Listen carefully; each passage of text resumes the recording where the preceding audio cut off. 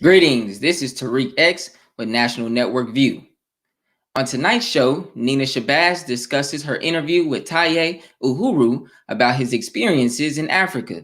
Abdul Haqq will update us on the Newark peace agreement and the collective coming together in solidarity to end violence and murder.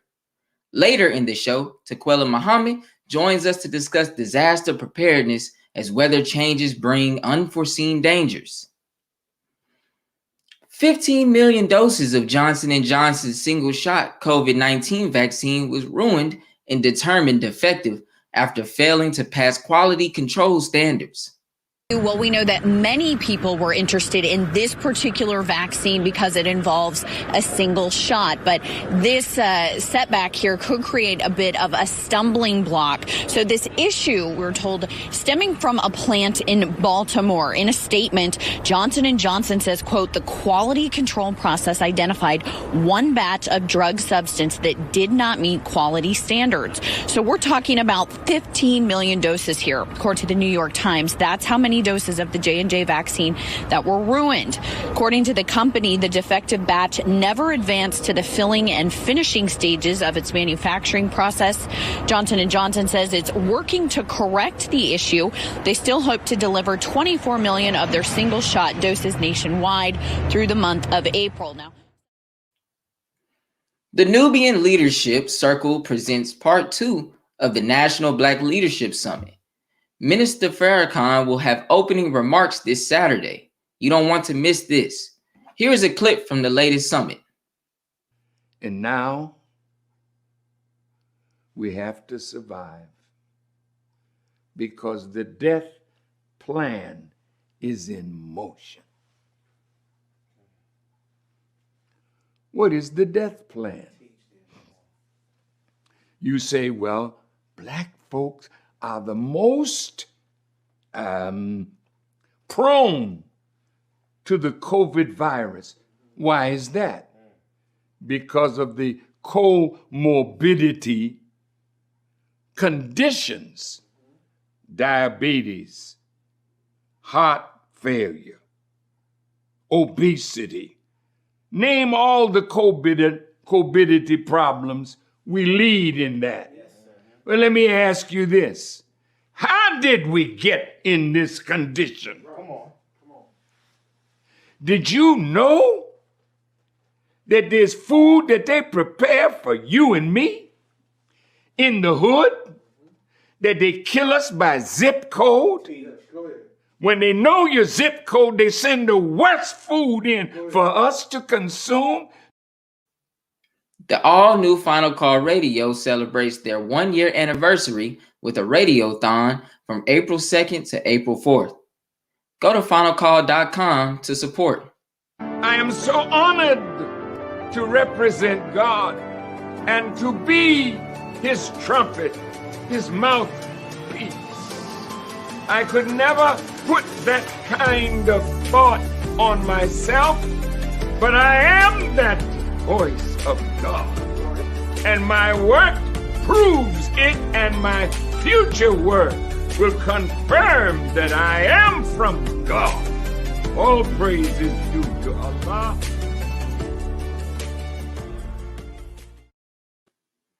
The minister recently spoke about the influence that black celebrities have on us to take the vaccine. Let's take a look at this clip. When I tell you don't take the vaccine, television comes on. Radio comes on. My wonderful artists and sports figures come on, showing us their courage to take the vaccine. Some of you are being used and don't know it. Your fame, your celebrity, your influence, your money. Now you're being bought and paid for the destruction of your people. This is another form of the great betrayal. On yesterday's broadcast, NNV Weekly contributor Brian E. Muhammad discussed the UN declaration condemning Egypt. What has prompted this action by the UN? Well, Rosalind, it was actually pressure from human rights groups and organizations from around the world who wanted to make sure that the problem of Egypt was placed on the Human Rights Council radar screen. Egypt is a member state along with these other states that you mentioned, the 31 countries that signed a letter to condemn Egypt for its human rights abuse problem. And so it took outside groups, independent groups from around the world to put pressure on the Human Rights Commission to take this up recently at their 46th session that just ended, in fact, a week ago. And so really it was pressure from the rights organizations from around the world that brought this on. Urban gardener Vivian Muhammad discussed container gardens and greenhouses. What are starter plants and what is the process for growing them? Starter plants, also known as seedlings, are plants that you can buy at any kind of garden center. And those plants are then transplanted into a garden versus, for instance, direct sow or direct seeding, which means you take the actual seed and plant it directly into the soil. Because we live in Indiana in zone 6, because the whole United States is put up in zones, and in our particular zone and in other zones north of us and a few south of us, when we grow and what we can grow is very dependent on what month it is. And because we can't really get started until middle of May, as far as putting things like tomatoes, peppers, eggplant, watermelon, cantaloupe, all those in the garden, if we put them in too early, they will run the risk of being frosted. We have very late, Indianapolis, Indiana is notorious for late winter weather. And so all those plants would die in any type of weather below 32 degrees. Today it's 26 degrees. So you kind of get the idea. So starter plants lets us get a head start on the season, which is why they call them starter plants, because we start them indoors and then transplant them. Hip-hop artist, writer, and MC Tariq X shared information on his latest venture, Project Sunrise. Now, on Project Sunrise, you filmed in Senegal. What was the environment like out there? It was a little rough because, it's not, I didn't have the things I was used to here in America, the comforts that we had here. My sister actually lives over there. She has a foundation that's on land in like the countryside in Senegal, in Bojin. And they live kind of, they live off the land pretty much. And so it was a rough lifestyle, but the people were very embracing of what I was doing over there, which was a little bit surprising because I heard the Senegalese people can be a little, they can be private and proud and, they don't like cameras on, that kind of thing, but they actually embraced it. And I actually, to be honest with you, I got more support on it from people who barely spoke the same language as me there than I did ever on projects here. You know what I'm saying? So it was an eye-opening experience. It was enlightening. And by the time that I left, I was there for about 2 weeks. By the time I left, I didn't want to leave. This week, we discussed with Dr. Akili the effects of diabetes and the higher risk of COVID virus complications among Blacks. You give us some information as some of the symptoms that one might experience. Yes, excellent question. So typically, how people usually will present and usually get diagnosed with diabetes is a combination of a few things, mostly being fatigued, excessive urination, typically at night.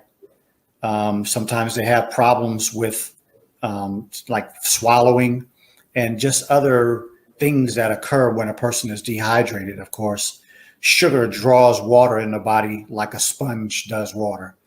And so when your sugar is high, it's being pulled out of the tissues, urinate a lot of water into the toilet. And so the body winds up being dehydrated and not able to function as it should. Of course, the body is 75% water. So it just makes sense that if you drain water out of the body and the body is no longer in that percentage that it should be, then things start to go south. Dr. Akili also discussed food shortages and what foods we can begin to store.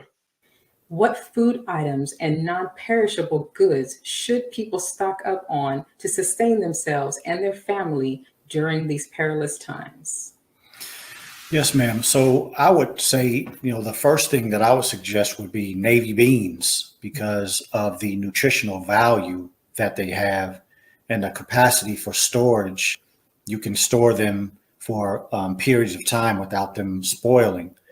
Other things that we could also consider would be, of course, canned foods, but there's a period of time that those would no longer be good. Dried fruits, seeds, sunflower seeds, pumpkin seeds, things of that nature. And in a time like we're living in, when you are considering what you are storing, the health and the quality of that food needs to be taken in consideration as well, because we don't want to be in a situation like this where food is short. And then when you do put food in your body, you're putting food that is null and void of nutrients. And so that's one of the things I think we should really consider. Navy beans, other things that we can use and that we can store that will give us the quality nutrition that we need. So if there are sparing meals, you're still getting the type of nutrition that can serve you well. Ilya Rashad updated us on UFOs and the government's plan to release reports. The U.S. has secret evidence of UFOs breaking the sound barrier without a sonic boom and performing moves humans don't have the technology for. Is it true that humans don't have this technology? Not the type of humans that are a part of this world. Mm-hmm. However, the Honorable Elijah Muhammad, as some may or may not know, was the one who introduced this reality of what people call UFOs to the modern world. This, he was directly shown by his teacher, who he claims to have been taught by God in person, in the person of Master Tariq Muhammad. Interesting that most of the scholars and critics leave this very important part out when they're discussing this topic, but it was Master Tariq Muhammad who is responsible for these wheel-shaped crafts and the gigantic, what we call the mother wheel, the gigantic wheel-shaped craft that he literally showed physically to the Honorable Elijah Muhammad in the early 30s and gave him the most intricate and intimate details concerning these crafts, those who pilot and control them, what they're capable of, and their overall purpose on this earth or in the world. And that purpose is to show that there is a new, more superior power that is on scene, and that is the power of God, whose presence is in the real world. Right. Let us pause for announcements from our sponsors. Nina Shabazz, one of NNV's weekly Global View contributors, will be highlighting an African located touring company founded by a Cleveland, Ohio native. We'll be right back. Be a part of the force that powers truth in journalism. Your support helps us to highlight solutions for a brighter tomorrow. Go to nnvnews.com/donate. This is Sister Sajida Muhammad. We are proud to announce that the Sajida House commemorative Elijah coins are finally here. This priceless heirloom, made from recycled copper from the messenger's home, is now available at sajidahouse.com. The hashtag Bank Black social media campaign made strides not only in revolutionizing how we bank, but also how we think. The movement inspired thousands of African Americans across the country to transfer or deposit millions of dollars into Black-owned banks. These are banks that will invest in urban communities, employ African Americans, support Black businesses, and inspire Black home ownership. This is a very proud moment for our culture as we are taking small but significant steps towards building Black power through Black wealth. Please share your thoughts with us in the comment section below. Follow us on social media at NNV News, and please subscribe to our YouTube channel at National Network View. I am Anissa Muhammad with nnvnews.com.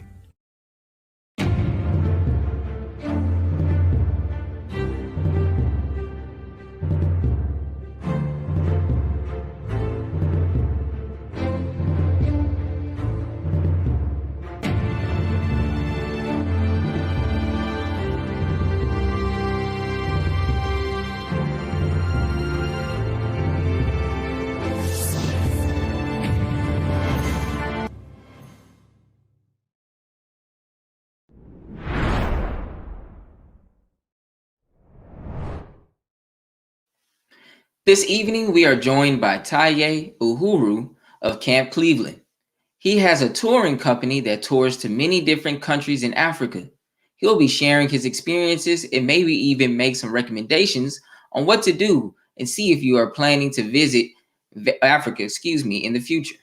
It's my bro Danilo, man. He do a lot of good work out here. If y'all see me trying to raise money for the school or trying to raise money for the recreation center, he the guy that, you know, facilitate that and put all that together. If y'all see me in the picture with the elementary school kids, and we brought some supplies out. We got a couple people to come out, but what we really want to do is bring more African Americans to Cape Verde so they can show their support and also learn about the culture and learn about the history, because a lot of African Americans passed through Cape Verde before they even went to America. So it's a lot of things that you should know about Cape Verde and the people of Cape Verde and Africa itself. And if you want more information about how to give back or help the children of Santiago, you know, you could just message me on Facebook. And if not, you can come out here yourself and meet Brother Danilo and meet some of the children that you will be helping. And if you can't do that, you can send school supplies or whatever. All right, till next time. Joining us to discuss the Global View Report is National Network View contributor Nina Shabazz. Welcome back, Sister Nina. Thank you. It's good to be back.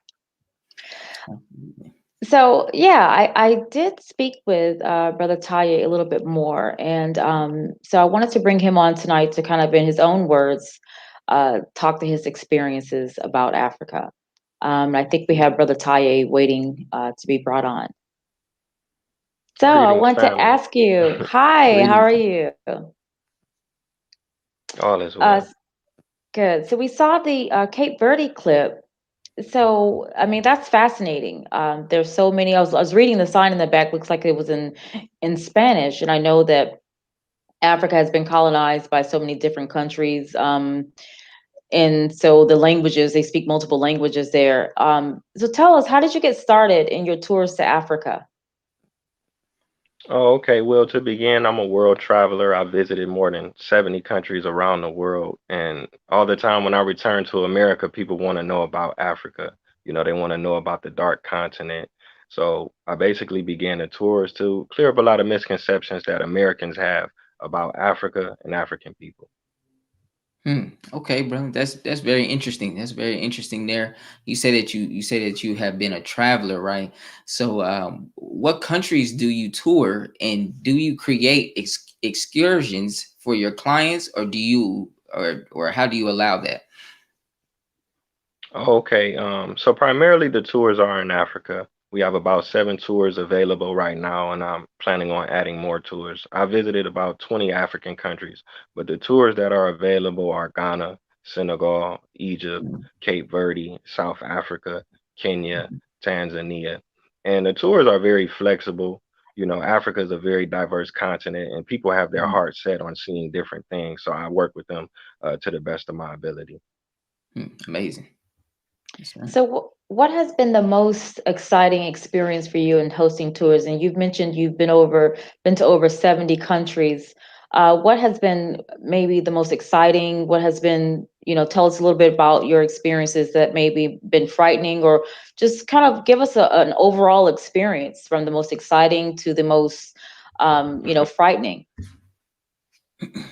Oh, okay. As far as my travels around the world, I haven't had any horror stories.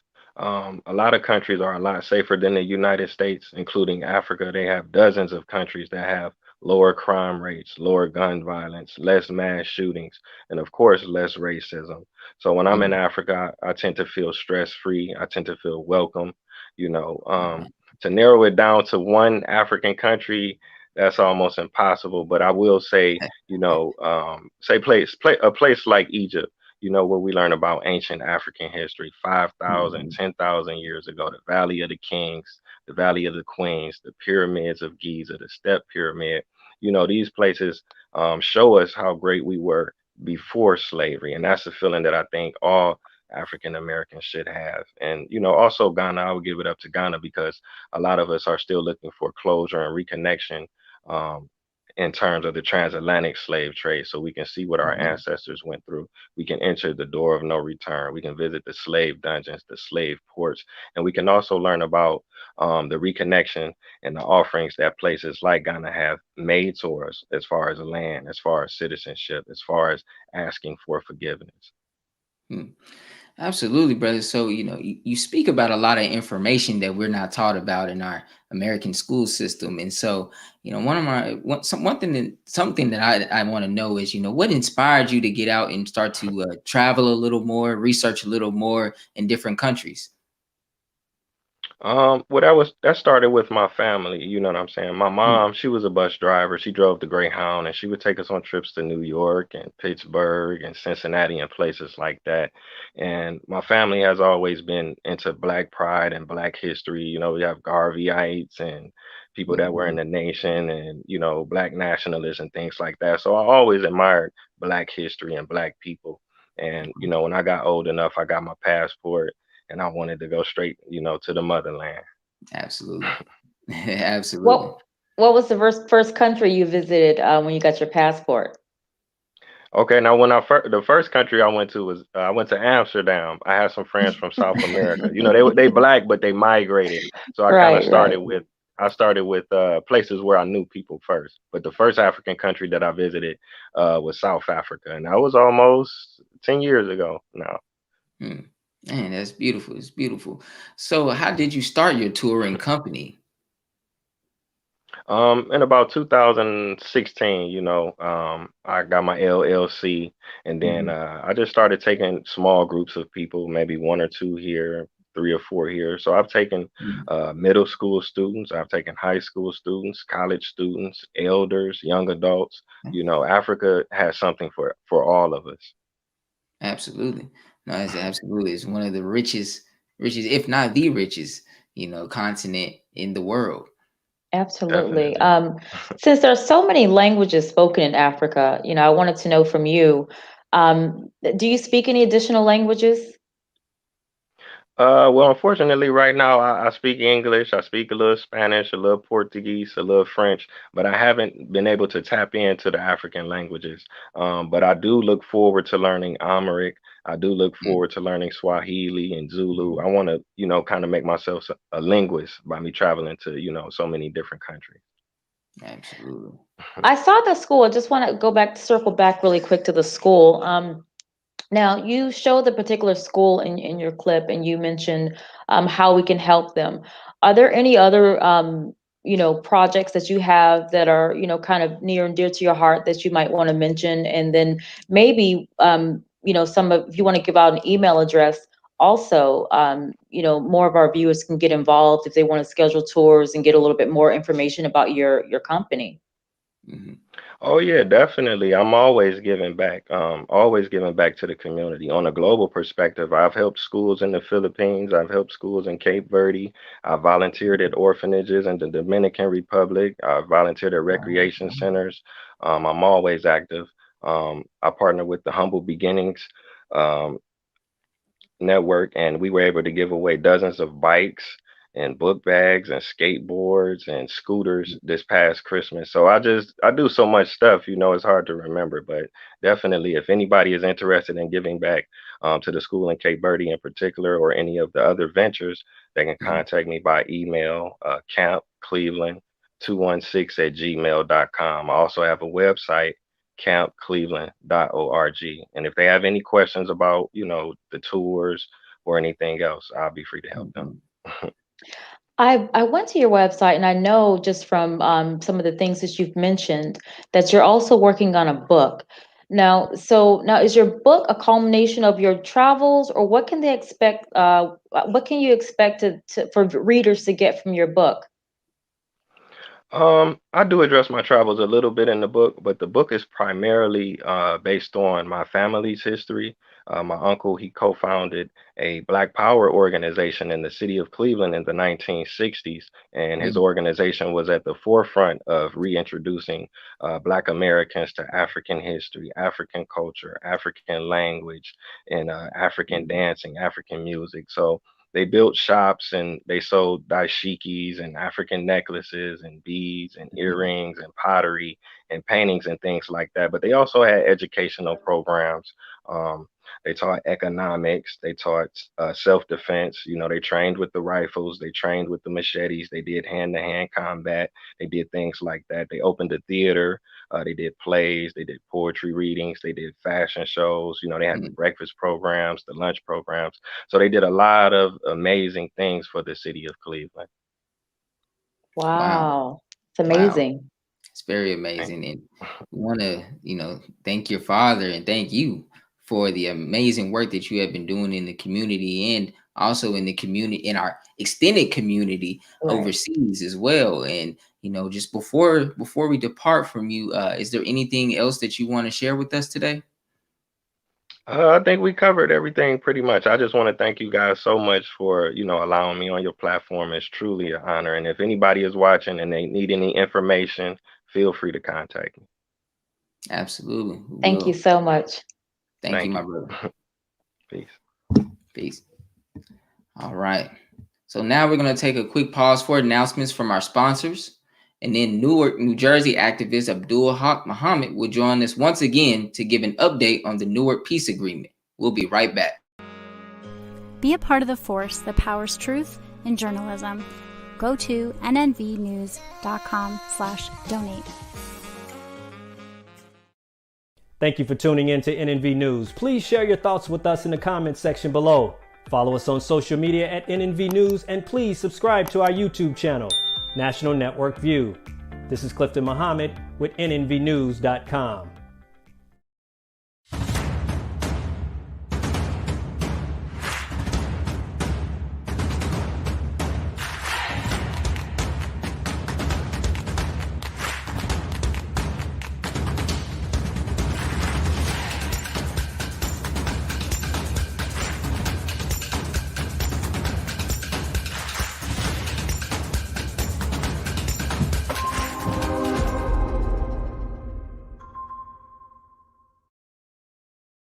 Worldwide, 24 hours a day, 7 days a week. Download the Final Call Radio app and take us everywhere. On your phone, on your computer, on your tablet, on Instagram, Facebook, and Twitter. You can also log on to finalcall.com and click the Listen Live button or finalcallradio.com. Final Call Radio, the official voice of the Honorable Minister Louis Farrakhan and the Nation of Islam.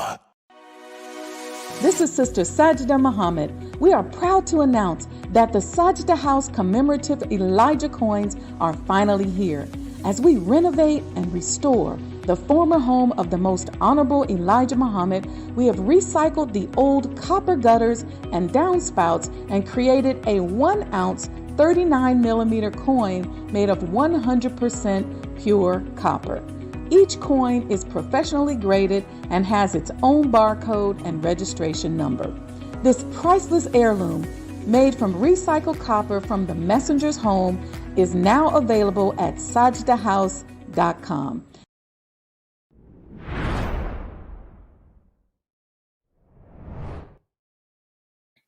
As too many innocent people are dying in the inner city, the Newark Peace Agreement has emerged, bringing collective that are standing in solidarity to end violence. Working on this peace agreement, right? Like I said, so it's yourself, it's me, got the Minister Abdul Haqq, got Brother Bull, and what made you agree to want to be a part of the peace agreement? Man, I'm just tired of seeing people die, man. It's like, it's innocent people dying now. You like, wow, man, you know what I'm saying? So when you've been around for so long, you kind of know who's who did what, you know what I'm saying? And you seeing the innocent people die, you like, man, the worms are still living. Man, you know what I'm saying? So like united we stand, divided we gonna continue to fall, man. We understand what's going on out here. We older now, so we see it clearer. You know what I'm saying? Like we real big bros, so we obligated, man, to show the youth. You know what I'm saying? Some of the ones that look up to us and carried on the legacies, and who we kind of like pass the torch to unwillingly. And we obligated to show them another way, man. That's the only reason why I feel like we still here, we still breathe. Still, right here, in this moment, in these moments we got. Here to give us an update is student minister and community activist Abdul Haqq Muhammad. Hi, salam alaikum, my brother. Good to see you. Walaikum salam, brother. Welcome back, my brother and dear student minister. On behalf of the Honorable Minister Louis Farrakhan, thank you, brother, tremendously. I'm greatly appreciative and highly honored for the privilege and the pleasure. Thank you again, brother. Thank you, my brother. And so the Newark Peace Agreement is a unifying force of people who are standing together in solidarity against senseless violence. So who are these leaders who are among this collective? We have various leaders, various organizations from the clergy, community organization, independent activists. We have New Direction, the Anti-Violence Coalition, the Newark Community Street Team. It's a concert of various organizations, social movements, even political movements are actively involved in helping us to implement the Newark Peace Agreement. Yes, sir. And, we have to commend you all on really displaying what true unity is all about. So I definitely want to thank you for that, my brother. And what are some of the initiatives you have implemented or plan to implement, that will bring even more people into your movement? All praise is due to Allah. But dear brother, you spoke about unity, and the Honorable Minister Louis Farrakhan have taught us that unity would solve 95% of our problems. Although the Most Honorable Elijah Muhammad said that there is no problem today that is as hard to solve as the problem of uniting the American so-called Negro. However, what we are practicing now is what the Honorable Minister Louis Farrakhan have taught us is operational unity.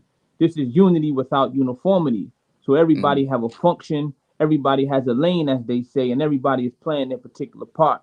So I thank Almighty God Allah for the various organizations and individuals, and particularly, more important, the brothers and sisters in the street who we are striving and attempting to give them and help them to implement this Newark Peace Agreement. We are grateful for their cooperation. We are grateful for their respect, and we're grateful for their willingness to step up, you understand, and do something different than we are accustomed, and used to doing. So we are greatly appreciated.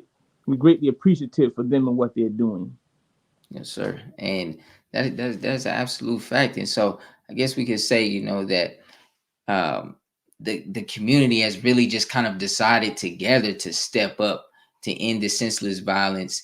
And that's why the Newark the Newark Peace Agreement is growing, and that there are so many different people that are coming together as a collective, right? Yes, sir. I believe, it's a combination of several factors that's now encouraging our people to do more as it relates to being more actively involved, as it relates to not just my community, but our community. One of the major problems that we as a people face in our community is bystander apathy. It's called bystander apathy. When you see someone doing something, you feel since they have it, you don't have to participate. But I can see that Newark is inhaling the spirit of unity and cooperation and community, real community, not just the word, but community in practice. And we are implementing and instituting the principles that we have been given from giants like Marcus Garvey, Noble Drew Ali, the Most Honorable Elijah Muhammad, and the Honorable Minister Louis Farrakhan. So the teachings have always been here, but now it's time that we implement these teachings and all that they have given us. So I'm humbled and I'm honored to be a part of such a great initiative that's not just happening in the North, but in urban cities all throughout America. So all praise is due to Allah. Yes, sir. Absolutely. And, the murder of Black youth at the hands of police are occurring when no crime was committed. So why are police killing and attacking people engaged in mundane activities of life? Well, dear brother, I think it's because this country have dehumanized us. And historically as well as presently, we know the grotesque caricatures that Hollywood have portrayed us as. We know the narrative that the media is always putting on the Black man and woman. So I think we have been dehumanized, and that dehumanization by the Western media, it has made us appear as monsters. It has made us appear like something that we are not. So when the police encounter us, they may encounter a 13-year-old, but in their mind, he's 23, he's 25. So various studies have been done as it relates to the way that officers, in particular white officers, see young Black men and young Black girls. They see them as being older than what they really are, and that's how they handle us, and that's how they have been handling us. Right. That's absolutely right, brother. The dehumanization of us has definitely caused, a uproar of more and more senseless acts of violence from the police towards us. With George Floyd, Philando Castile, Eric Garner, Mike Brown, Freddie Gray, and the list goes on and on of Black men and boys who died from injuries suffered during encounters with police. So will police continue to murder Black men? What should Black people do to protect themselves from this open enemy? Well, we have to know that we do have an open enemy. We have to realize that everyone that may have flesh and blood are not as human as we are. I'll put it like that. Because the Honorable Elijah Muhammad and the Honorable Minister Louis Farrakhan have taught us the nature of our open enemy. And he have taught us that as a people, we must understand and realize and recognize the time in which we are living.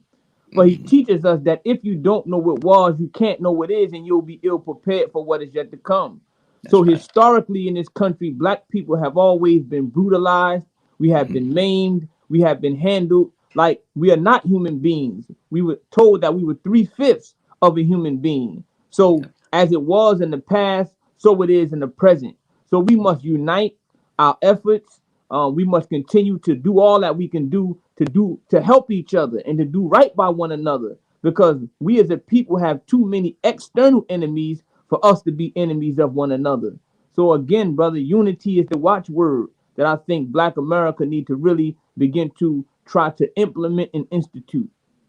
Yes, sir. That was very, very well said. As it is in the past, it is in the present. And I couldn't agree more, my brother. In roughly half of police murders of Blacks, the officers involved remained on the force. Those who are persecuted were eventually acquitted. So if the courts don't find Derek Chauvin guilty, will Newark and other cities erupt again in mass protests?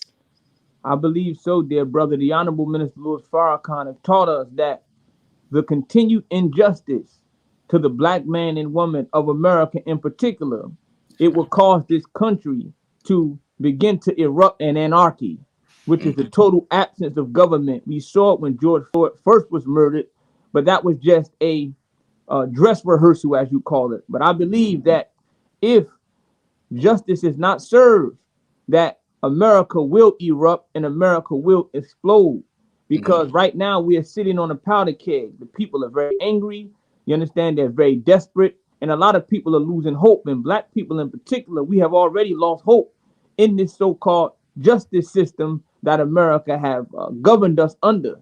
So I pray, Almighty God, Allah, that the right decision is made and the right verdict is reached in this particular trial. Yes, sir. Most definitely, because we are definitely tired and we are definitely done with allowing the senseless murders of our Black individuals. Yes, sir. We are tired of being sick and tired, my brother. Tired of being sick and tired, bro. Yes, sir. Yes, sir. And a Michigan State police trooper allowed his police dog to attack a Black suspect for almost 4 minutes. So the man pleads for him until the man pleads for him to stop. Is what blacks are experiencing now any different than slave catchers and lynchings? Why are police being so brutal towards our people at this moment in time? Well, the Honorable Minister Louis Farrakhan has taught us that the origin of the modern day police are from slave catchers, the paddy rollers, slave patrols. See, they always wanted to keep us confined. They always wanted to keep us segregated and regulated to a certain status, whether that was socially or physically, geographically. So they always had to keep us under their foot and thumb. So during slavery, white folks never wanted us to organize. They always had to keep a watch on us because they were afraid that if we came together, that we would unite and do to them. Yeah.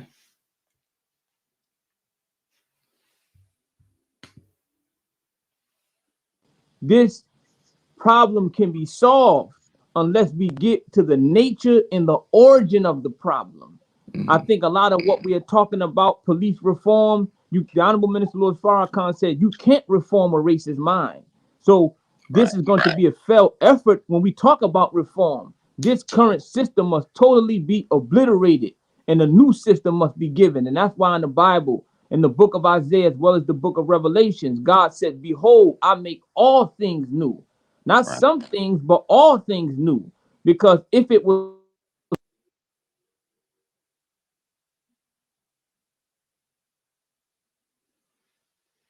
We're having some technical difficulties. That is okay. We'll be right back. Let's see. Be a part of the force that powers truth in journalism. Go to nnvnews.com/donate. Thank you for tuning in to NNV News. Please share your thoughts with us in the comments section below. Follow us on social media at NNV News and please subscribe to our YouTube channel, National Network View. This is Clifton Muhammad with nnvnews.com.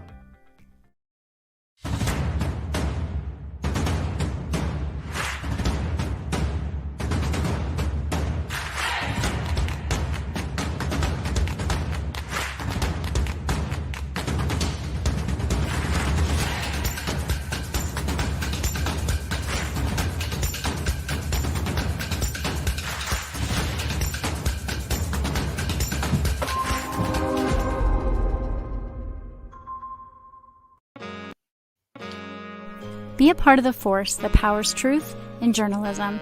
Your support helps us to highlight solutions for a brighter tomorrow. Go to nnvnews.com/donate. This is Sister Sajda Muhammad. We are proud to announce that the Sajda House commemorative Elijah coins are finally here. This priceless heirloom, made from recycled copper from the messenger's home, is now available at sajdahouse.com. The hashtag Bank Black social media campaign made strides not only in revolutionizing how we bank, but also how we think. The movement inspired thousands of African Americans across the country to transfer or deposit millions of dollars into Black-owned banks.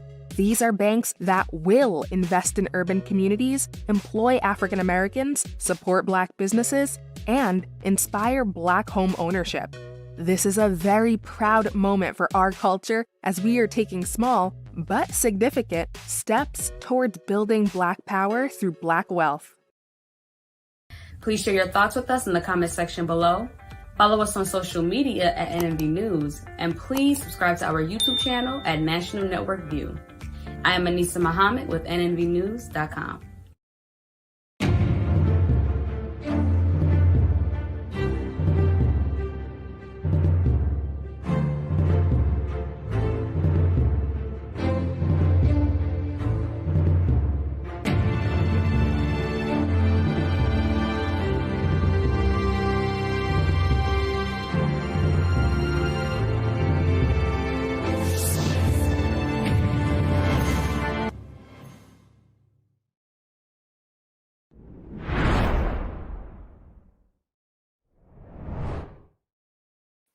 The Most Honorable Elijah Muhammad and Honorable Minister Farrakhan warned us of calamity after calamity, famine, fire, pestilence, and changes in the weather.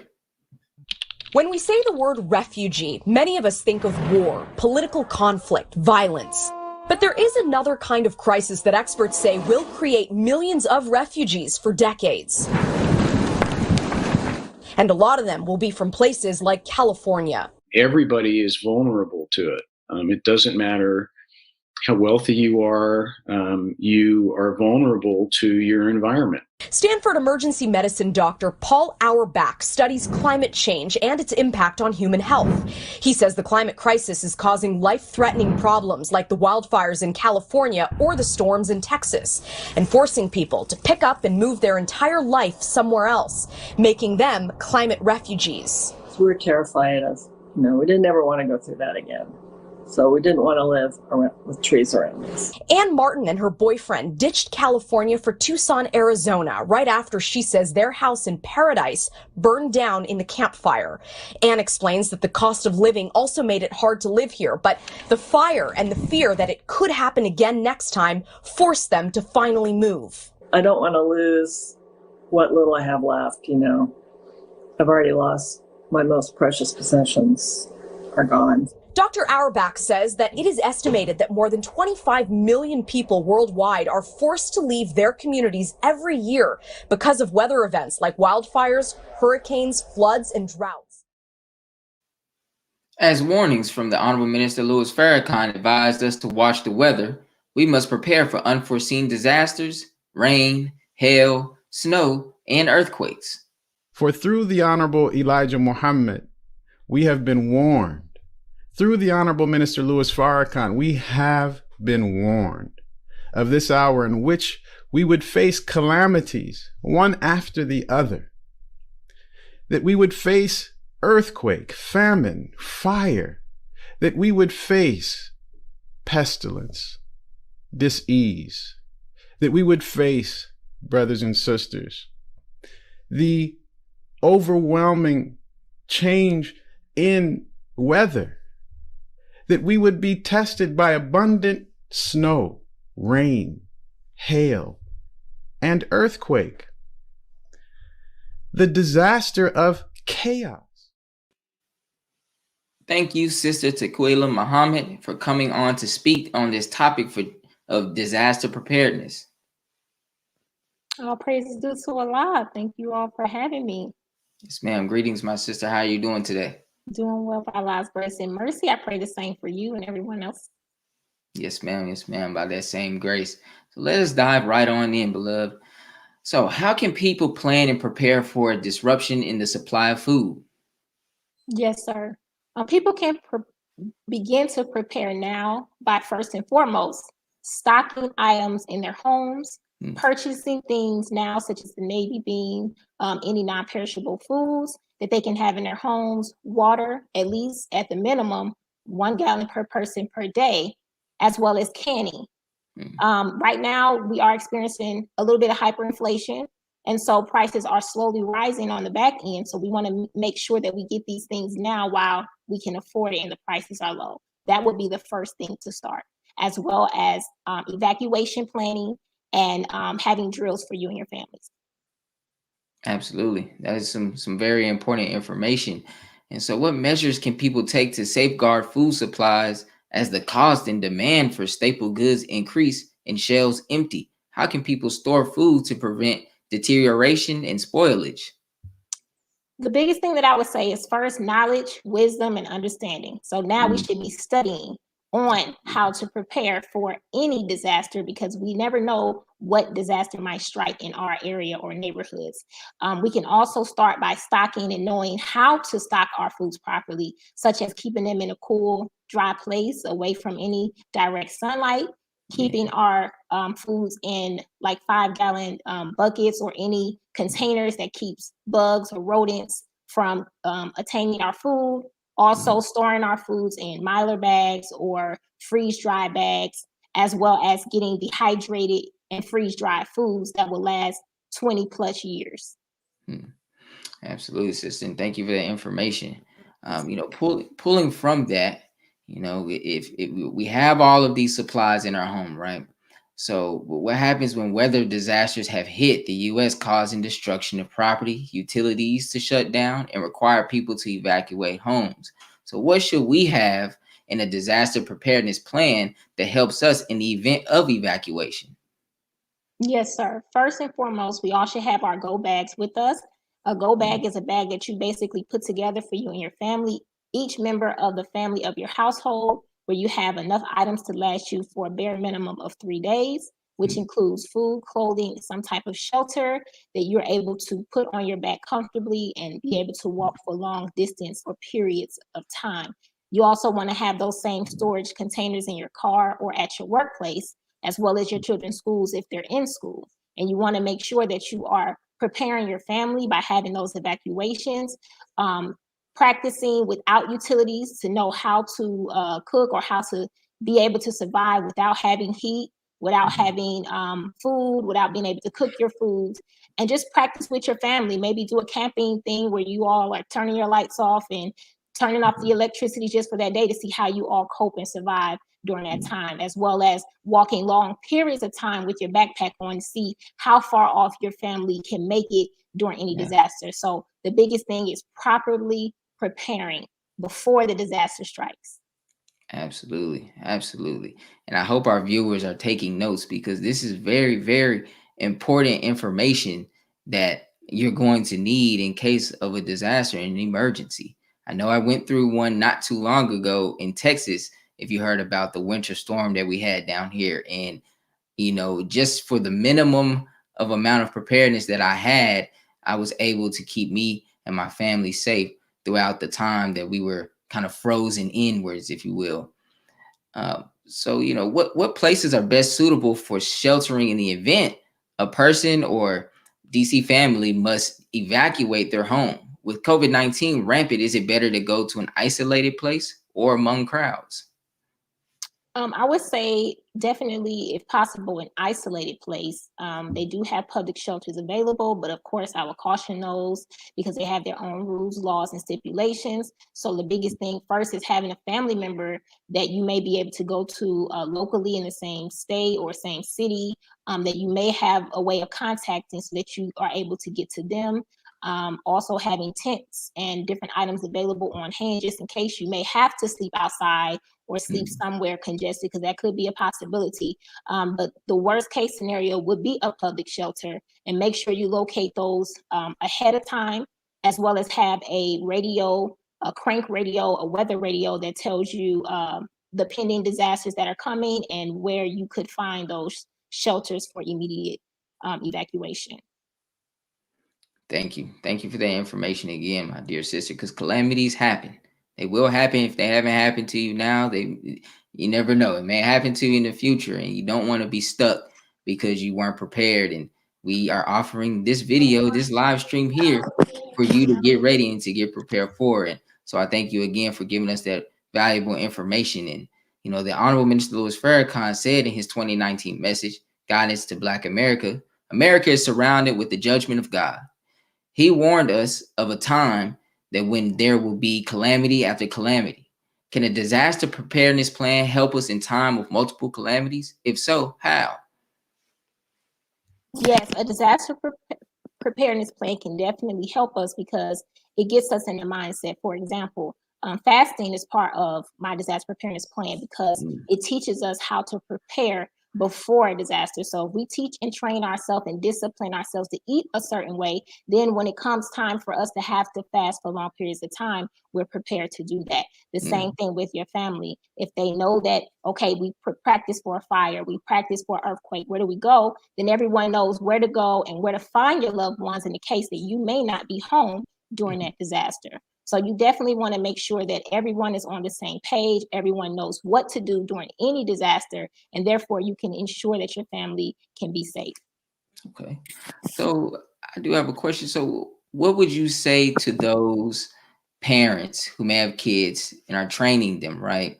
And the children may be getting tired of doing the repetitive training over and over again, and their parents are needing ways to motivate their children to keep on training for this said case that they may not know may happen, but we know for certain will happen. Yes, sir. The biggest thing is to make it fun, make it enthusiastic for them. Give it a little break, but then come back and practice and just kind of test their knowledge. You have to give them incentives when they, can do something like you say, okay, so if something was to happen right now, there was an earthquake, where would we go? And then when they show you what to do, then give them an incentive, give them allowance, give them, junk food for that little portion of time, like ice cream or something. Cause I do that sometimes for my children, just to reward them for making sure that they're paying attention, because you want to make sure that they know and that they have it embedded in them, again, because you may not be there present with them when a disaster strikes. Absolutely. Once again, I want to thank you for just giving us so many gems and so much valuable information that we can use in case of a disaster that may hit, that we know will probably hit. And so I just want to thank you again for giving us that information. And I hope you have a wonderful, wonderful rest of your evening. And thank you again for coming on the show. Yes, sir. All praise is due to Allah. Thank you all for having me. Assalamu alaikum. Walaikum salam. Thank you for joining us today and tuning into NNV News. Please share your thoughts with us in the comment section below. Follow us on social media at NNV News, and please subscribe to our YouTube channel, National Network View. This is Tariq X with National Network View News. Be a part of the force that powers truth in journalism. Go to nnvnews.com/donate.